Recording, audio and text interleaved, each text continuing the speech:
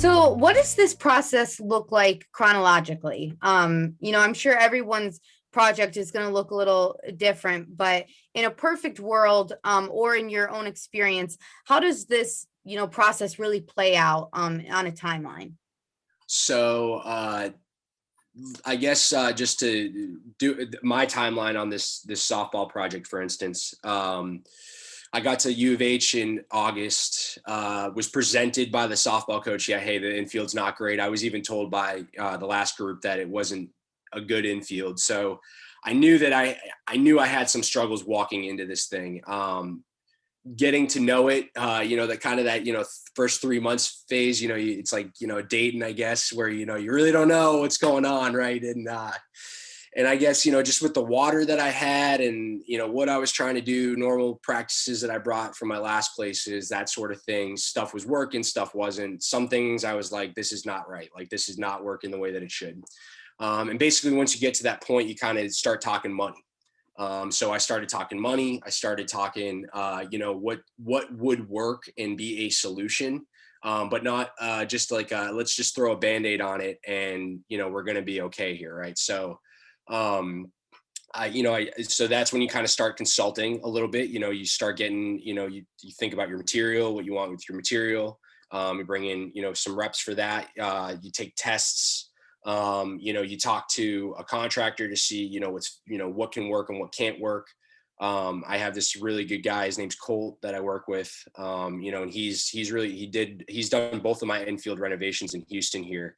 And he's lights out, and he really works with you and he tries to understand what you're trying to do and stuff like that. And it's collaborative, it's a lot of that stuff. So basically we started this process in November. I started pulling all these numbers together.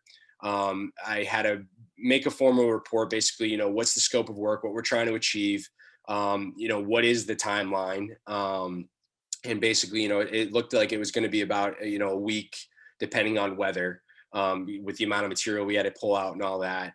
You look at all the, the extra stuff, like, your base anchors, do you need a new rubber plate, that kind of stuff. There's some secondary, minor things, where's your water, stuff like that. And we were able to, reconfigure a few drainage issues once we had everything pulled up in certain areas. So that was great. You know what I mean? It gives you the opportunity to do other things too. But yeah, we started this project at the beginning of December, I guess, like as far as, getting everything in, had some bad weather at the beginning of the week, but it ended up being about 4 to 5 days. And it worked out great. I mean, no issues. I think the only thing we ended up putting some sod behind our infield, 2 strips back, and that just didn't take as well as I probably would have liked it to. I mean, it's the middle of December, with Bermuda grass.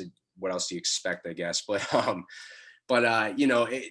was one of those things where it was a month, but these processes can be 6 months, and I had to do a ton of documentation and bringing these things together so that my admins can understand what's going on. And I mean, it has to work its way all the way up the ladder and get approved. And it's quite a bit of money, and especially with what we were trying to do, but it's an investment in the long run. And this is something that's going to last us, hopefully, 5 to 10 years here, before we're really going to have to do anything else major to the field.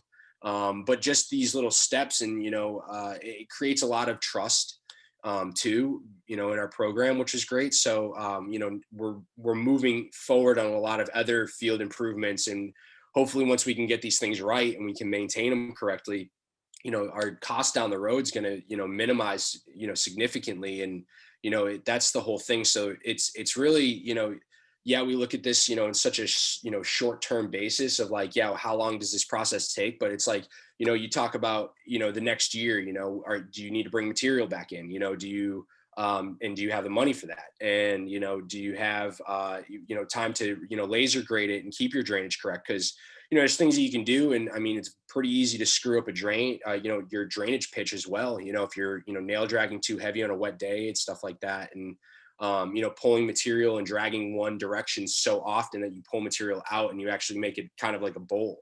I mean, you can do that. And, reversing your patterns and doing stuff, floating, sweeping your conditioner off to not contaminate, your material. There's all these different things that you need to look at over the course of the year to protect these things. So I'd say, you look at this initial part of the project, putting the material in, everything there, but you also need to look at this stuff on the back end too and say, yeah, what are these costs associated to it, 5 years down the road? How much material are you going to try to replace? What type of conditioner are you using? So there's a lot more factors that I think I had to take into account when initially doing this project. And I think those are overlooked in you just saying, okay, hey, eyes down the road, hey, we're pulling 4 inches out, we're putting this best stuff in. And it's like, yeah. And then you get to the end of the year and you might be experiencing problems and you didn't think about, oh yeah, hey, we might need to bring more material in. We might need a laser grade again. Are we sweeping conditioner frequently to, reduce contamination?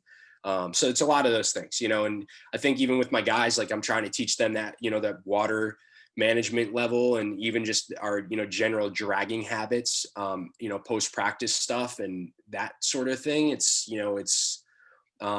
been a lot, and I think that's kind of, a project goes just beyond the initial, install of an infield, I'd say. And that's kind of where you have to let your mind kind of get a little bit outside the box, I'd say. And you need that I think would give you a better idea of what you're doing, and what you're going to pick at the end of the day too. Right. So kind of got to think ahead a little bit. Yeah, it's all encompassing, it sounds like.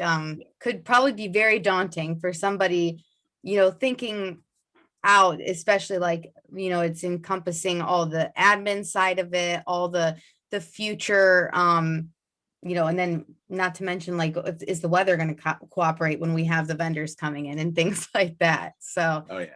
and, something that I keep picking up on is how much like budget and cost really plays into this whole picture. So what are some tactics that you've utilized to kind of negotiate or justify those big costs and really take it up the ladder to make sure they understand the investment and why it's necessary? Yeah. So, I mean, for me, it all goes into games played and playability, right? And like, is your coach happy? Because those are the biggest factors that, if you're looking not from my side, but the other side, if you're looking at that from an administrative level, you got to ask, are your players happy or your coach is happy? Are we playing games and creating revenue for the department? Are we, like, do we lose an ESPN game or like, are we not getting teams, to come and play on our field because they know it's crappy and we're losing, games to bigger opponents? And I wouldn't say, like U of H, it wasn't in that situation where they were going to lose games to bigger opponents. But I mean, this year we had Oklahoma come in and Texas. They're some of the best college softball teams in the country. And we were able to play competitive games. And I think that they, were happy with the surface. And, you've even, you see it top to bottom. And, even some of these schools that, you have come in that are smaller, they play on completely turf fields. So, there's advantages and disadvantages. And, I mean, again, it comes back to, what you're trying to achieve. And like, college baseball, for instance, is really going, I mean, they hammered the summer camps. And I mean, it's a lot on the field. I mean, you're talking, 9 a.m. to 4 or 5 p.m., you're playing little kids in different corners of the fields for a whole week straight. So it's like, it really never ends. Right. And you got to look at your maintenance and, the maintenance budget on some of these fields, I mean, to have a good quality field and to have it at the expectation of a Division I coach, but, you also have all these camps running around and, you got to have this, there's this, pull and, push and pull aspect. So, maybe turf is the right thing. Right. So like, and I am a grass guy, I love natural baseball is supposed to be played on dirt and grass, firm believer of that. And, but at the same time, if it works for your department that, hey, we need to go turf, you can go turf. And what's great is you don't see that a lot in the MLB. And I think that's just, it really goes to show what the MLB is trying to do. And I think that their level of standard in fields is always increasing. You got guys that are phenomenal at, the single A level that are trying to work their way up to the pros. They learn so much from all these guys. And it's really good. And I think, if anything, there just needs to be more knowledge sharing so that we can create a standard level. And like, it's like, oh yeah, hey, this guy's really good at what he does, but he's not the only one that knows it, and it's helping everybody else, and like, that's the thing. All my knowledge has come from all these people that have taught me things throughout my career.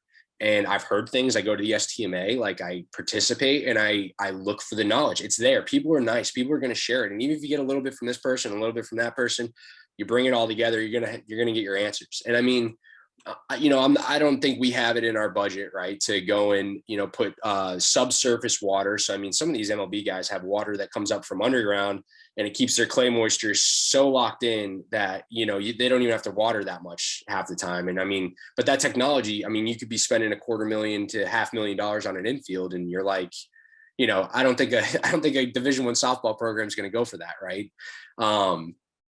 So I mean, that's not achievable, but if you want that material, I think there's some ways that you can look at that. And the Dura Edge gives you that opportunity, and all that type of thing, all that type of stuff. So it goes back to again, your goals, your assessment, what's achievable, your budget, and then also what understanding what and really leaning on people in the industry to kind of give you some guidance in what works and what doesn't, and I think that'll change over the course of time too. I mean, it is changing. People are doing it. People are sharing this information, and it's only gotten better, I feel like. And I feel like I think it's starting to get to a lot of these coaches too. Even they're starting to recognize what the input is, and I think that the standard's starting to increase, which is great. You know what I mean? And I mean, as far as job security, you always want to see that. So that's important, but I think it just is a testament to the knowledge that everybody's really starting to put forth. And I think that's